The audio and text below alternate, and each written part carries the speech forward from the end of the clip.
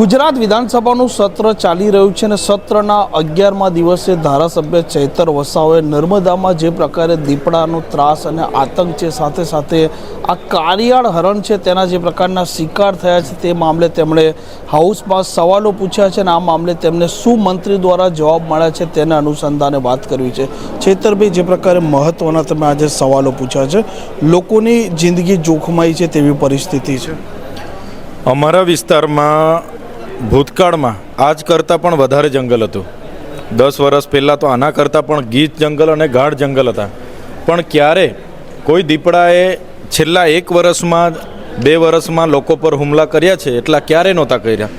તમે આજે સન્માન્ય ગૃહમાં જે પ્રકારે વનમંત્રીએ મને જવાબ આપ્યો કે મેં પૂછ્યું કે છેલ્લા 2 વર્ષમાં નર્મદા જિલ્લામાં કેટલા લોકો પર દીપડાએ હુમલા કર્યા, તો 14 લોકો પર દીપડાએ હુમલા કર્યા એવું સરકારશ્રી દ્વારા જણાવવામાં આવ્યું। એમાં 4 લોકોના મૃત્યુ થયા અને 10 લોકો અતિ ગંભીર રીતે ઘાયલ થયા છે, પણ એનાથી પણ વધારે લોકો પર દીપડાઓએ હુમલા કર્યા છે। કેમ કે આ દીપડાઓને 12 જાતથી પણ દીપડાઓ પકડાય છે, એ પાંજરામાં પૂરીને લાવીને અમારા વિસ્તારમાં છોડી દેવામાં આવે છે। એટલે આ દીપડાઓ માનવભક્ષી દીપડાઓ હોય છે, એ લોકો પર જ હુમલા કરે છે।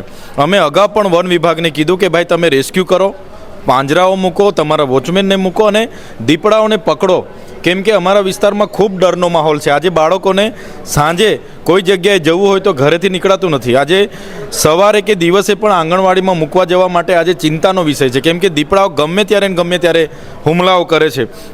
એ જ પ્રકારે બીજો મારો સવાલ હતો કે નર્મદા જિલ્લામાં કાળિયાળ હરણો વિશે તમે બધા જાણતા હશો। કાળિયાળ હરણ એટલે સલમાન ખાન પર જે કેસ થયેલો, એમના શૂટિંગ દરમિયાન એક હરણનું મૃત્યુ થયેલું એવો આક્ષેપ લગાડીને સલમાન ખાન પર કેસ થયો, એમને પણ જેલ જવું પડ્યું।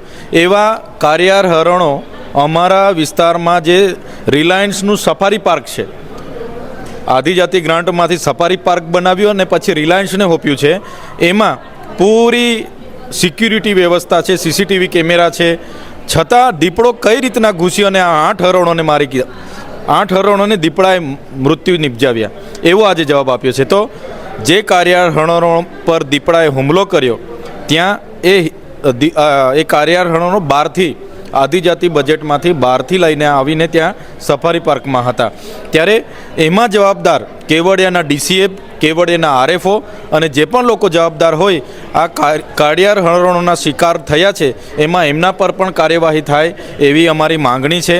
અને અમે આપના માધ્યમથી વન વિભાગ અને ગુજરાત સરકારને કહેવા માગીએ છીએ, જે પણ દીપડાઓ અમારા વિસ્તારમાં આજે ખૂબ હેરાનગતિ છે, 14 લોકો પર હુમલા કર્યા છે હમણાં જ, એનાથી પર વધારે લોકો નોંધાયેલા છે, એમાં 4 લોકો તો મૃત્યુ પામ્યા છે, 10 લોકો અતિ ગંભીર છે।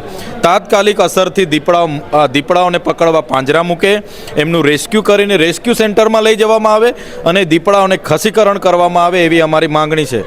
સાથે ચૈતરભાઈ, અત્યારે હાઉસ પણ ચાલી રહ્યો છે, દીપડાઓના કારણે લોકો મોતને ભેટી રહ્યા છે, તો એમને કોઈ સહાય મળે કે સરકારે સહાય આપવી જોઈએ એવી કોઈ આપ માંગ કરવાના છો કે માંગ હાઉસમાં કરી હોય?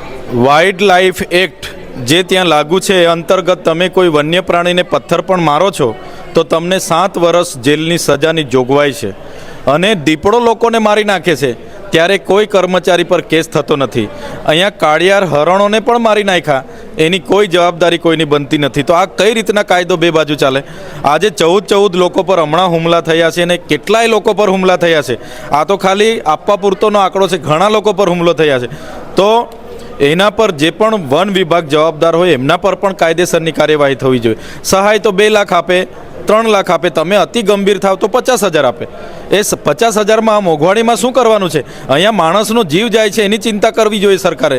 એટલે અમારી બસ માંગણી છે, જેટલા પણ દીપડાઓ બહારથી લાવીને ત્યાં છોડ્યા છે અને માનવભક્ષી દીપડાઓ છે, બધાનો રેસ્ક્યુ કરીને પકડીને એમને રેસ્ક્યુ સેન્ટરમાં લઈ જઈને એમનું ખસીકરણ કરવામાં આવે એવી અમે સરકાર પર માંગ કરીએ છીએ।